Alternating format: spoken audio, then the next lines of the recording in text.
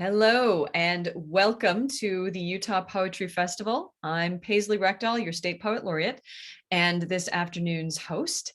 I'm delighted to open up this weekend's core festival events, or I should say close down this weekend's core festival events with today's craft session on organizing a poetry manuscript, which I know should be quite popular since everyone's got that book in a drawer and everyone is trying to figure out how to fix it.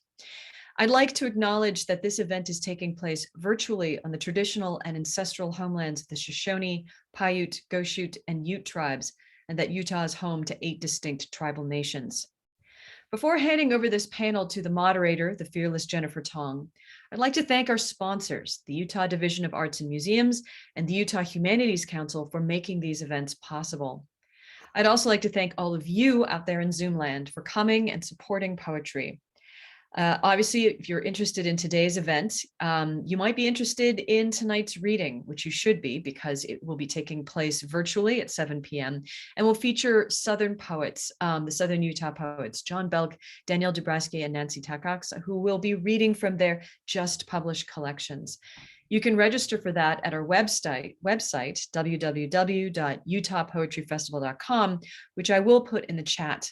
I'll also put the schedule link in the chat for all of you to see the other things that are happening around the state. There are so many poetry events, poetry slams, in-person readings, workshops all over the state, and they're going on throughout the rest of this month. All registration and location information can be found via that link, so I will put that link in the chat. Today's speakers also have books, and we have a wonderful virtual book fair going on. I'll be putting the link to our book fair into the chat throughout this session to remind you to support our wonderful Utah poets by purchasing their books, following them, becoming part of their just amazingly burgeoning audience. Today's session is a largely informal conversation between the panelists. So to ask questions, please use the Q&A feature below your screen. To sing our panelists' praises, please use the chat feature. Jennifer, your moderator, will be handling the questions and reading them to the panelists as needed. That's the housekeeping for this evening. I'll be appearing again sometime around 3:45, just to remind us that we're coming to a close. But I will hand this off to Jennifer, and I look forward to hearing from the rest of the panelists. Thank you.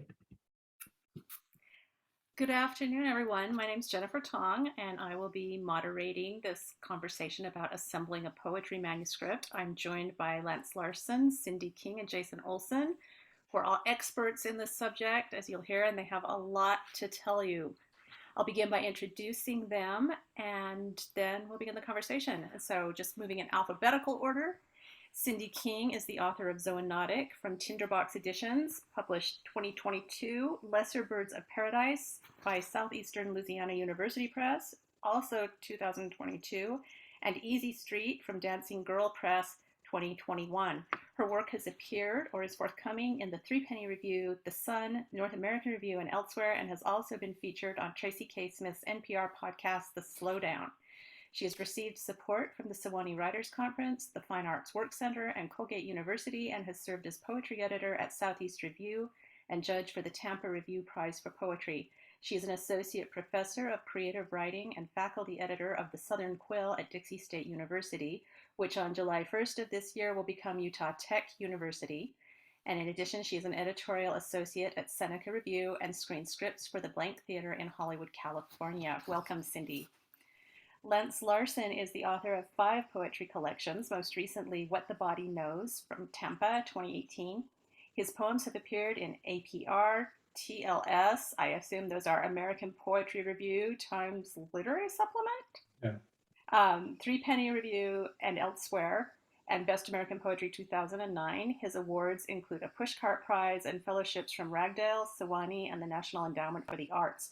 6 of his nonfiction pieces have been listed as notables in Best American Essays. He teaches at BYU and likes to fool around with aphorisms, such as women need men the way a manatee needs a glockenspiel. In 2017, he completed a 5-year appointment at Utah's Poet Laureate. Welcome, Lance. Jason Olsen lives in Price, Utah, where he teaches writing and literature at Utah State University. His book of poems, Parakeet, was published in 2017 by Batcat Books, and he released a scholarly book about Captain America comics last year from McFarland Press. He is currently working on a multi-genre creative writing textbook for Bloomsbury Publishing, which will release in 2023. So let's begin just before the beginning. You have a bunch of poems and you would like it to become a book of poems. How do you start? What do you do? Jason, you're teaching this in 2 different classes right now. Would you like to begin? Yeah, it's funny how well timed this presentation was. As I realized, in 2 separate courses, I'm teaching a literary journal course. So we're actually putting together a journal, and in a poetry class, we're putting together small chapbooks.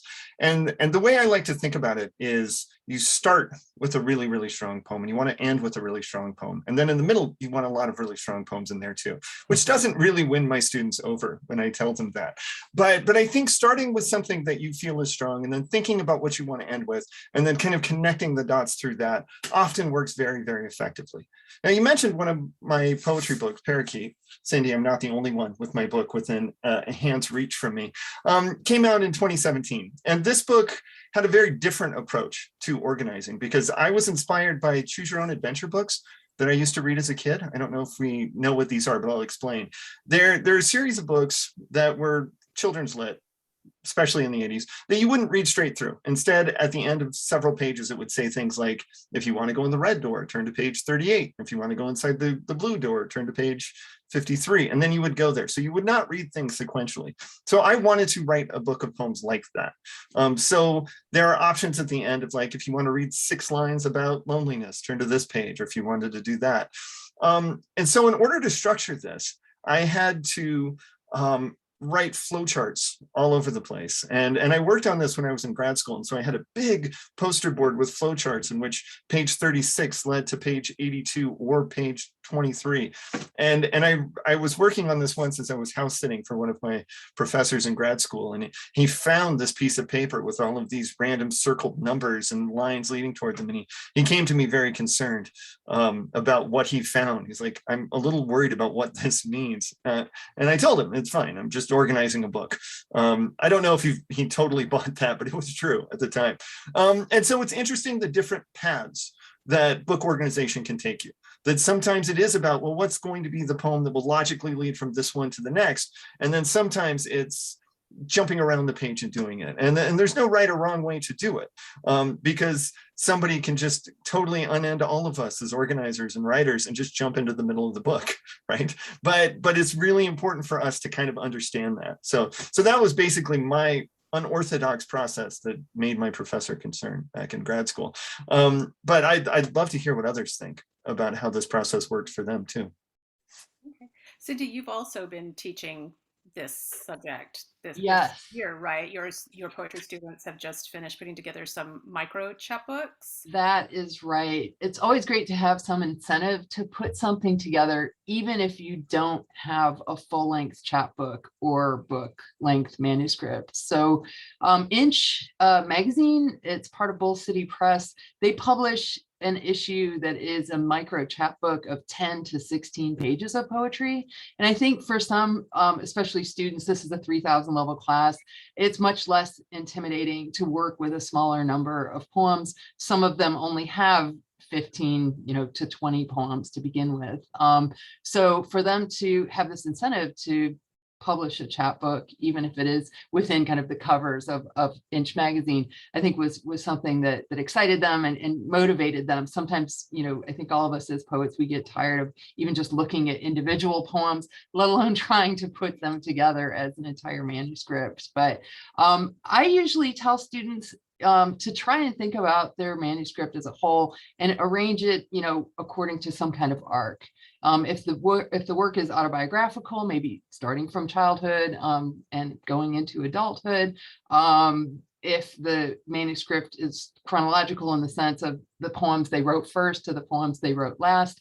Many of my poets in the class haven't yet published poems. I know often the advice is to top load your manuscript with your best poems, with the poems that have been published in the maybe most competitive markets.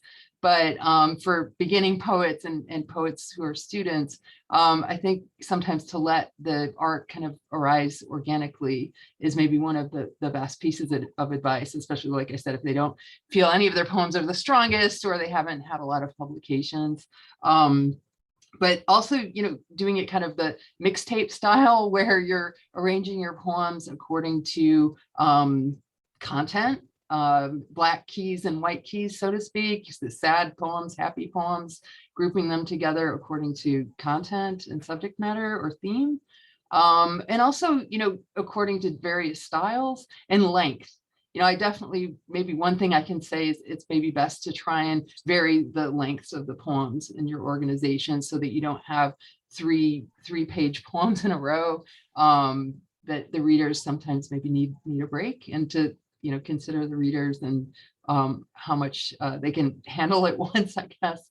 But, you know, overall, trying to tell the students to engage with the readers right off the bat by creating a poem that's a hook and making them want to continue on to the next poem, thinking of the end and beginning of each poem. And I love, Jason, how you're talking about your choose your own adventure poems. It's an interesting way to think about how one poem leads into the next, and you put that into the hands of your readers, which is really cool. But if you're putting your own manuscript together and you're making those decisions, looking at those beginnings and endings and thinking of it as this long line or the through line through the entire manuscript. Okay. And Lance, you looked like you were wanting to say something. Not necessarily. Oh, okay. I can right now. I mean, Well, I'm wondering, you also mentioned in the remarks between us earlier, putting the strongest poems at the front, but I'm interested to start with, in backing up just a little bit, to the person who just has a bunch of poems and wants to make a book.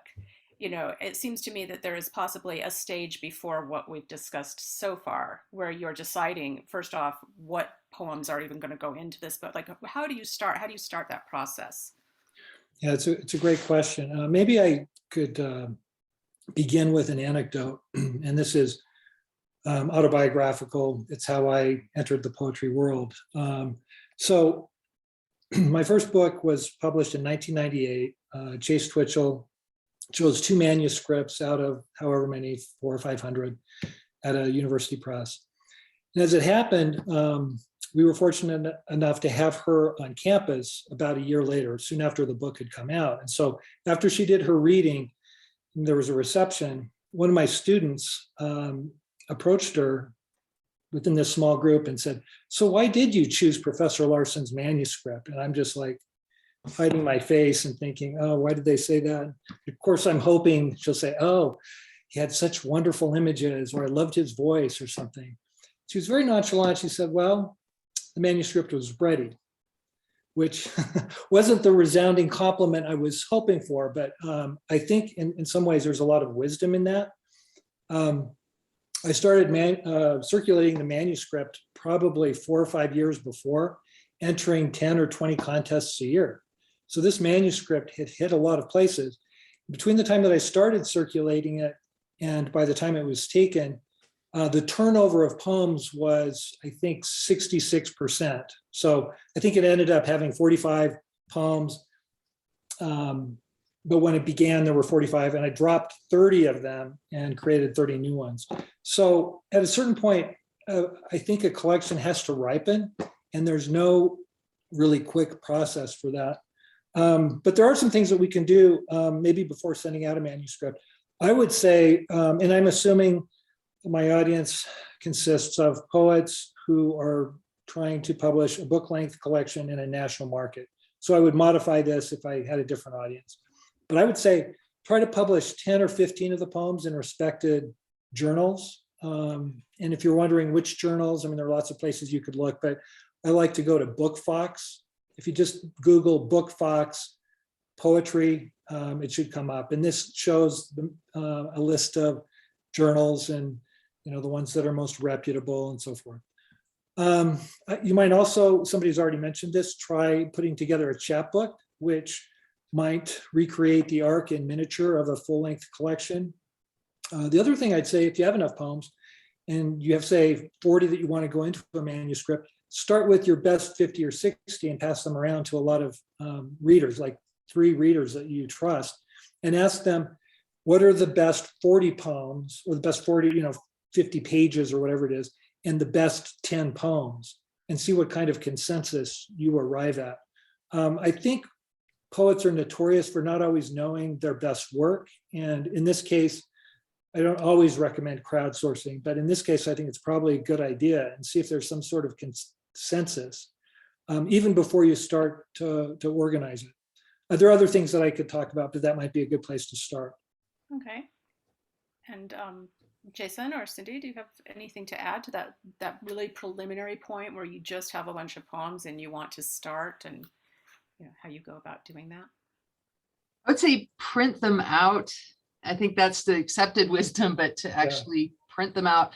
A lot of my students are really into just digital documents, and I think it's important to print out your poems and arrange them physically, just to have your hands on them. You could tape them to the wall, you can set them on the floor, but to see them physically, and it makes it really easy to arrange them, where you can just swap the papers in and out. But what Lance was saying too, the weeding that's done and letting the manuscript ripen.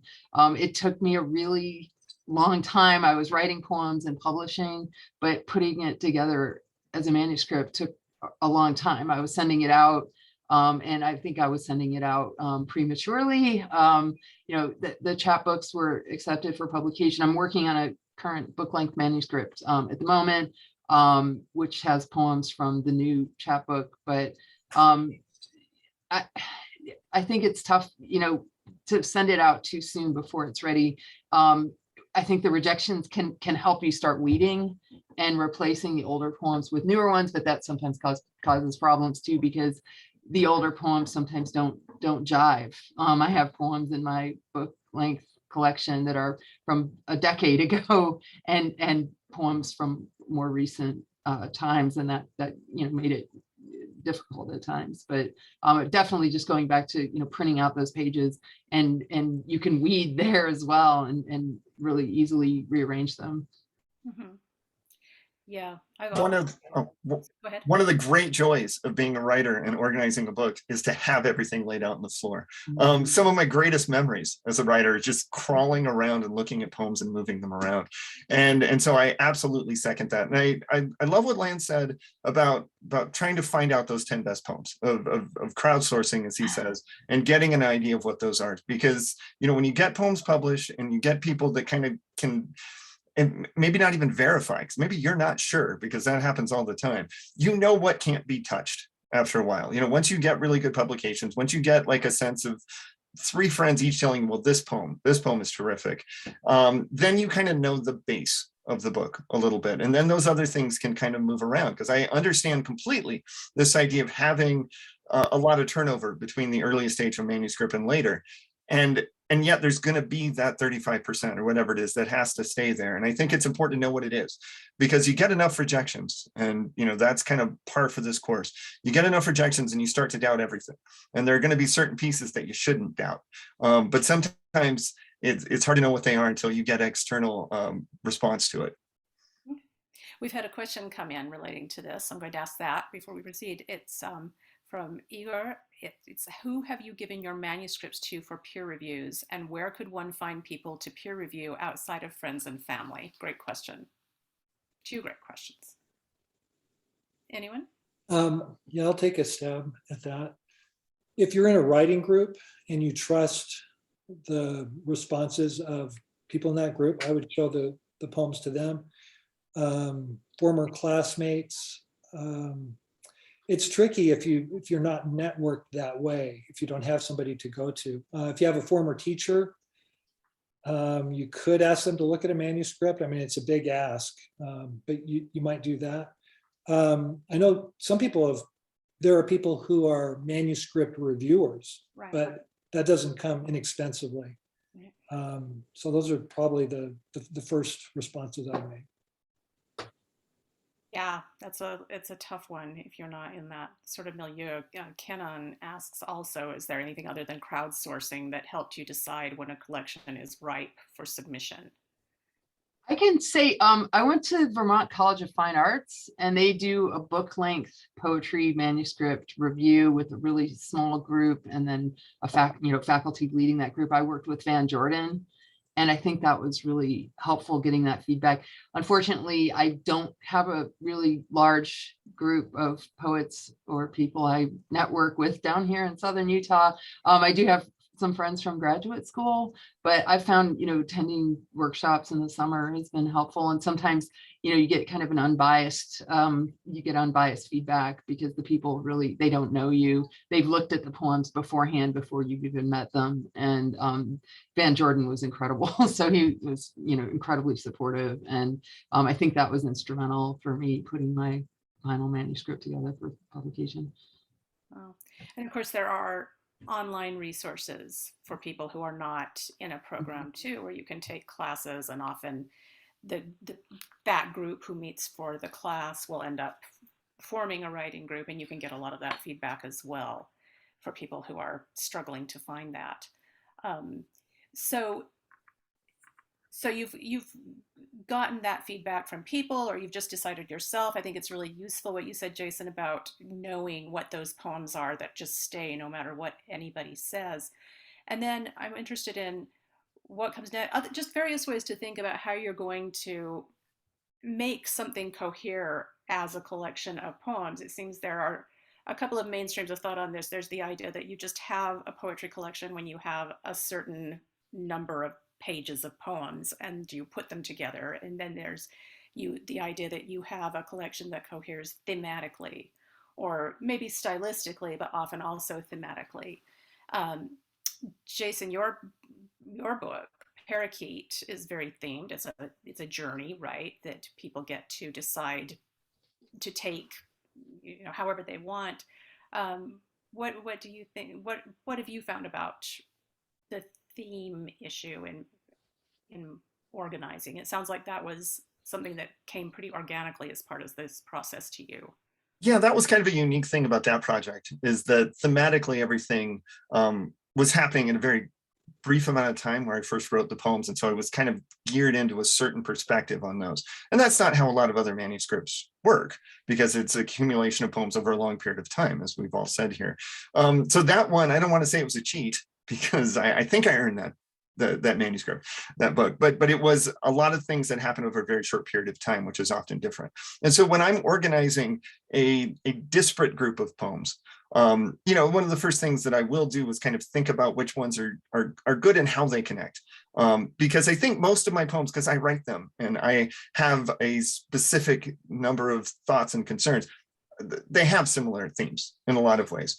I've got a lot of things that I keep going back to. And so I think the poems end up speaking to themselves. I try to write poems that are very strongly voiced. And so you can always kind of tell that I'm behind them, even if they're kind of doing different things. So what I try to do when I have a collection like that, and Cindy kind of hit on this too, is one of the length issues. Because often if I have a very long poem, I want to kind of think about that one first as I go in. Do I want that to sort of be at the beginning? Do I want to anchor it at the end? Do I want it to be in the middle? And knowing where that's going to go is going to end up being really, really important for what I'm going to do the rest of the way. Because that's just understanding where it is. Because I have a manuscript now that I've worked on for a long time, and the long poem is in the middle of that one, sort of as a separate section. It is a separate section. We'll talk about sections, I'm sure, as we go on too. And then I built the first section with what I felt was my strongest poem, and then the poems that sort of spoke back to that first one. And then the third section, I built it from what I felt was a strong poem at the end, and then I built it backwards from that with that centerpiece, which I felt thematically was connecting to poems all over the place within the book after that. So I really wanted to think of the length. And just like Cindy was saying, if I have multiple long poems, I don't want to put them together, but I also don't want to put like a really long poem, and then a really short one, and then a really long one, because then that feels like it's all kind of out of whack that way too. So you're thinking a lot about how they connect. And one thing I'll also do, and this is something that I learned when I was the poetry editor of Third Coast, I would work with a co-editor, and we would read through all the poems that we had accepted in a given issue, and then read the ending of one. We'd read them aloud, me and my co-editor together. And then we'd read the end of one, and then we'd grab another one and read the beginning of that. And like, how does that sound together? And as I already said, are readers going to read through in order the poems in a literary journal? I don't care. I want to make sure that we've got that connection. And so I do that with my own poems. Is I'll read like the last stanza, and then I'll read the beginning of a stanza of another poem, and I'll think, well, do those fit? Do those sound like they make sense together? And if they do, then I think about putting them back to back. And if they don't, well, then we move on. And again, this is an exercise I do with my students pretty regularly. What I'll often do is I'll take a short section from a book or a chapbook if it's small enough, and I'll read each of the poems to my students out of order. I'll photocopy them, take the page numbers off, and say, put these together. What would you do? How would you order these poems? And it's kind of fun to see the way they do it. And there's a right answer, which is whatever the author came up with. But then there's our arguments, and that's as important for us as teachers and for them as students as anything could be.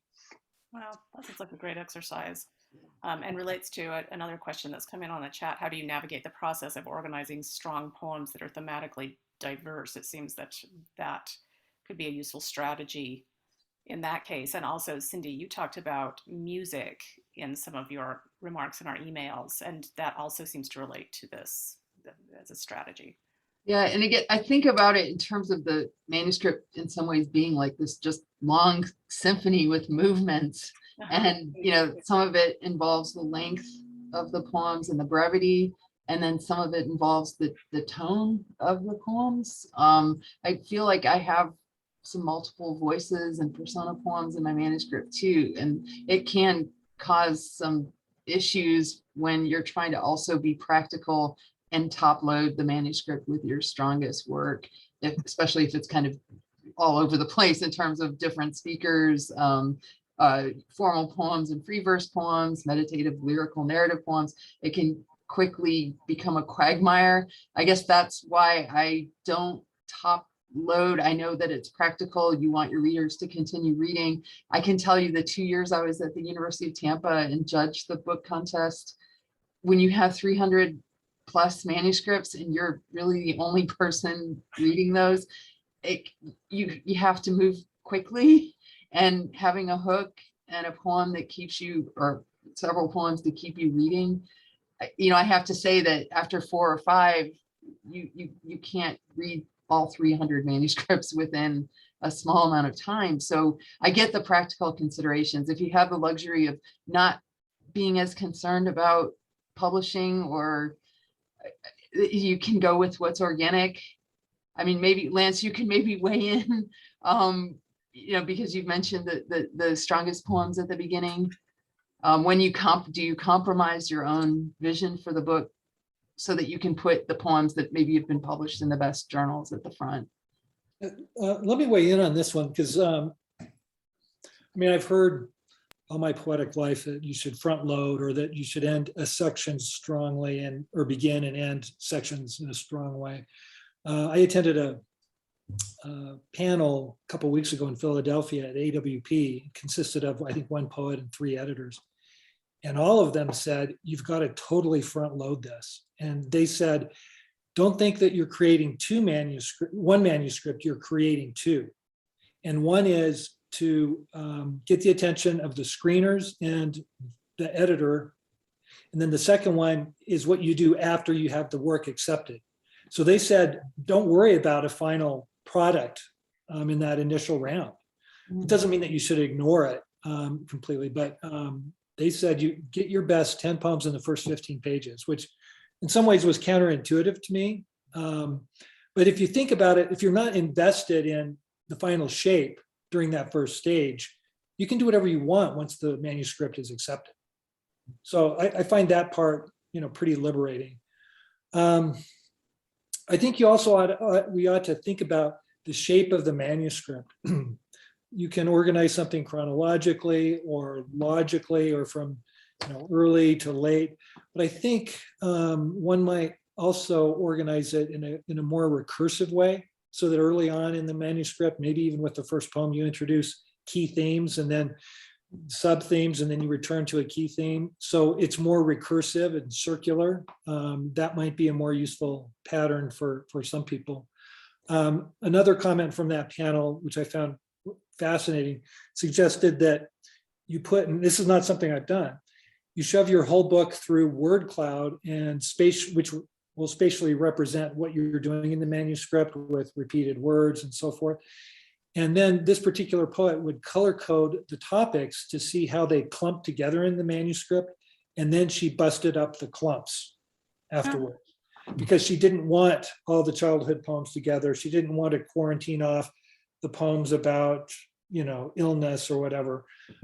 So again, there's so many ways to do this, but I think it's important to at least don't settle in too quickly to a set organization. Give yourself the opportunity to let one poem bump up against another one in unexpected ways and see what happens with that. Tensions, in other words. Rather than continuities, sometimes it's better to favor tensions. Very good practical advice. And just thinking about people who might be still at such an early point in trying to figure this out, that they're struggling maybe with theme and other ways to put things together. I want to make a plug for the idea of concordance, of going through your work and looking at what it's a version of concordance, going through your work and seeing what comes up repeatedly, like what words, what phrases, what images. It can be practically anything, just things that are coming up over and over again in your work can also be a good starting point for you in thinking about how to start making those clumps that you might then either keep or break up as you go on. Relating to this is a question from Sunny. Did any of you see a kind of narrative arc developing within your manuscripts? Does that play a part for you? Obviously it does. And some of what you've been talking about is obviously part of building that narrative arc. Is that important? Is it always important to have a narrative arc in a poetry collection? I would say it doesn't have to be a narrative arc. I think there needs to be an arc. Absolutely. And often it has a narrative dimension, but I think earlier Jason mentioned how does a manuscript begin and what journey did you take the reader on? If you think of what is a plausible beginning poem and what is a closing poem and figure out how to get there, and it's not going to be a straight shot, right? It might be a movement like this, or it might zigzag in certain ways. But I think you ought to imagine where you want the reader to finish, and in a way that helps determine what comes before. Amy Hempel, one of my favorite fiction writers, whose short stories are extremely unpredictable but organic. She starts with the ending of her stories, and if you read them, you'd never believe it. But she starts with the ending and then works backwards. Somehow she keeps everything fresh. But I think sometimes when you're organizing a manuscript, that might be a good way to start. Start with the end and then figure out how you get there. Yeah, it does seem that's something a lot of fiction writers do. It would be interesting to apply that. Deborah says that she's been under the impression that editors want to see a manuscript in which the organization is nearly done. You talked, Lance, about that. Yeah, that surprised me. These editors did not. They did not. They did not. They just wanted, they wanted to see the good poems. They didn't want to wade through an entire manuscript. Yeah. I think it is, as you say, really liberating to think you are doing the two manuscripts, that you can have your cake and eat it too. You still have that manuscript that is the narrative. I keep saying narrative, that is the arc that you want, or is the organization that you want, the shape that you want, but you can also give them what they need to make that first decision. Is there anything that any of you, but actually the time has flown, we're already at 3:35. Is there anything that any of you has been particularly interested to talk about that we haven't touched on before we get too much further? There was something I mentioned earlier, and I'd love to hear what everybody thinks here, was the idea of sections within a book. How do you view sections when you are creating when you're organizing a manuscript? Do you kind of default to them? Do you push against them? Do you embrace them? What do you think, Cindy?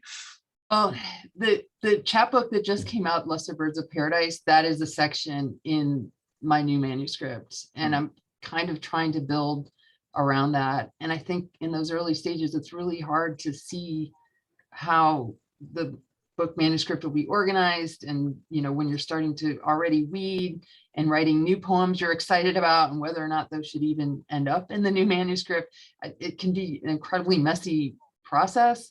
But I did put this together, and I've sent it out to a few places and haven't heard anything yet because it's so new.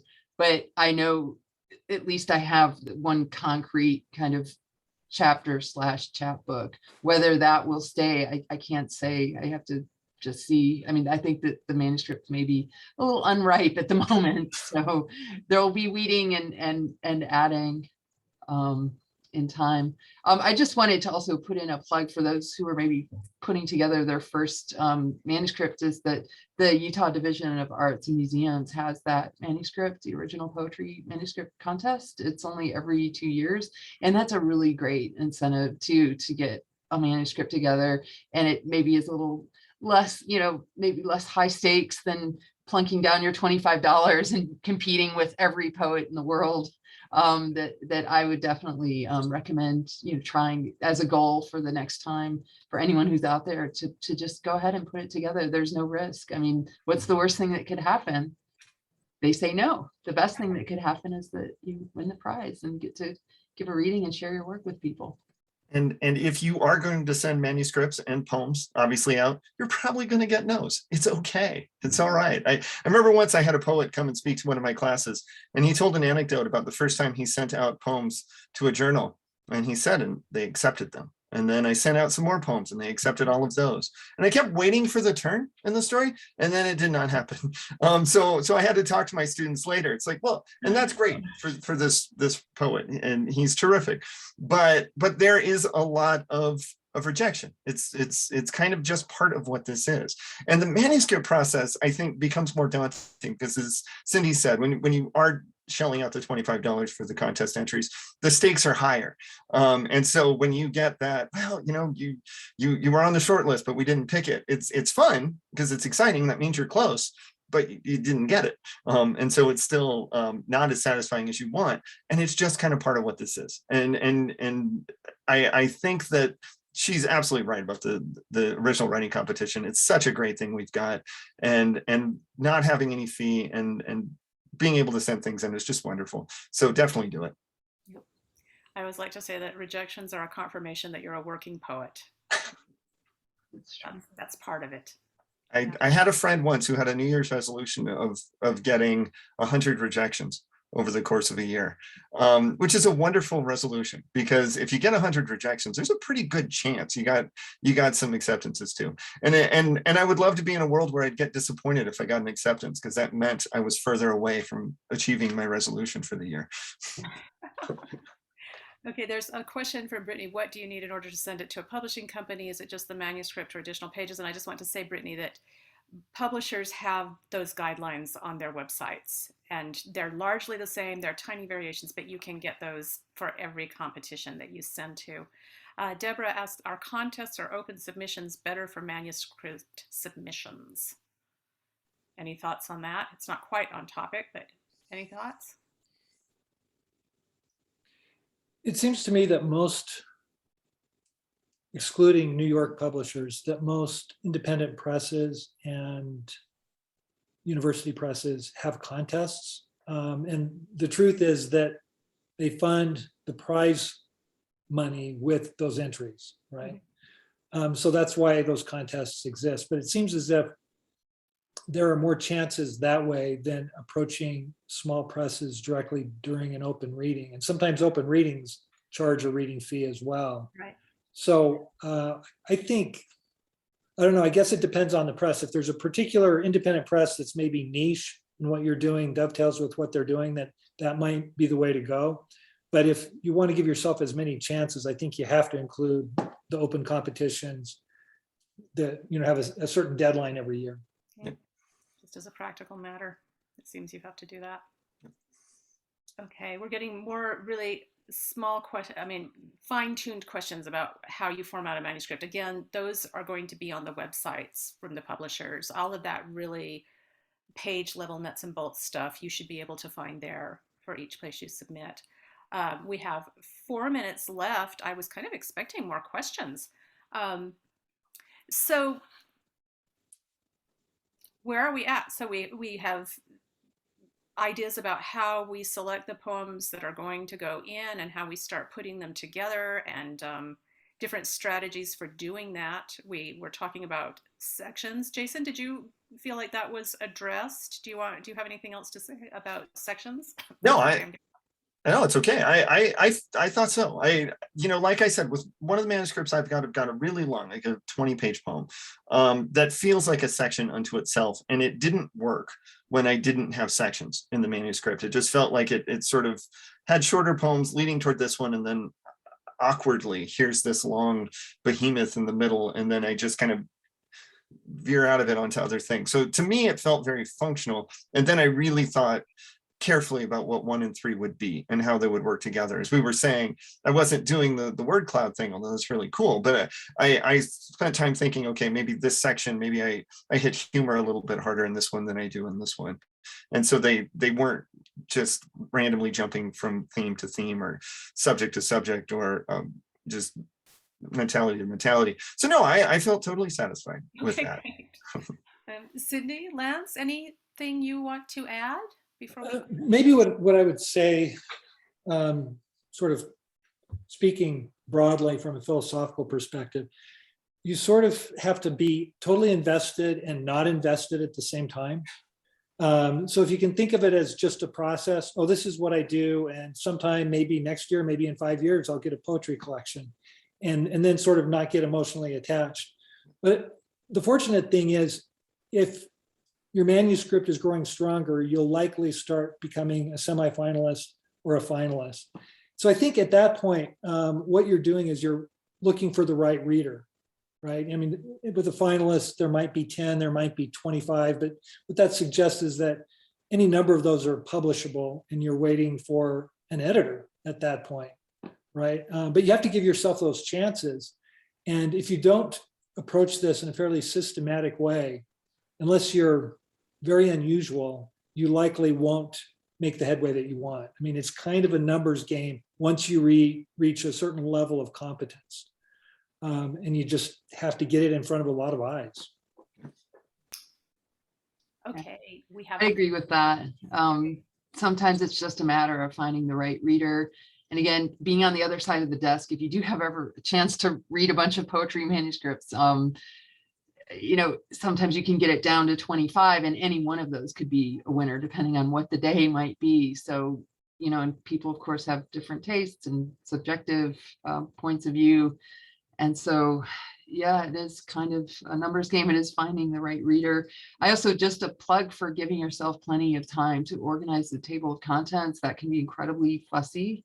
Making sure your page numbers match with your numbers in your table of contents. And, especially when you do have a deadline, try to give yourself time because you just need it. That seems like a good place to close. Morgan, I'm sorry, your question came in just a little late about what constitutes a successful arc, but that is definitely something for us all to think about as we work on our poetry collections and try to make them into manuscripts that might get made into books. Paisley's back with us. Thank you all. Thank you. Such a great series of questions and really great responses from everybody. I really appreciate all of those answers. Again, if you're interested in learning how to organize a book, one of the best ways to learn how to do that is to read as many books as possible. And one of the first ways you can do it is, in fact, buying books. We have this wonderful book festival that's going on, a virtual book fair, and it's in the chat. You can look at that and purchase some books there too. And that will also give you a sense of like why certain collections might have an arc, might be able to organize themselves around a theme or arc or something like that too. Also, there are so many events going on around the state for the rest of the month as well. Tomorrow night, Queer Poetry Night at Under the Umbrella Bookstore here in Salt Lake City, 7 p.m. So that's a live event. You can, it's also an open mic, so you're welcome to join. And that information can be found on our website, utahpoetryfestival.com, and the schedule. And there are so many writing workshops and other in-person events that you might want to check out all the way down in Southern Utah, and many things that David Lee is doing. So please check those out as well. again on the schedule. All registration and location information are there. Thank you, Jennifer, for moderating this wonderful panel. Thank you, Jason, Lance, and Cindy for your fabulous expertise. Thank all of you out there for attending. And again, tonight, 7 p.m. virtually, final reading. You're not going to want to miss this, and have a cocktail or tasty beverage of your choice. It is Utah after all. And join us for tonight. All right. Thank you again. Goodbye.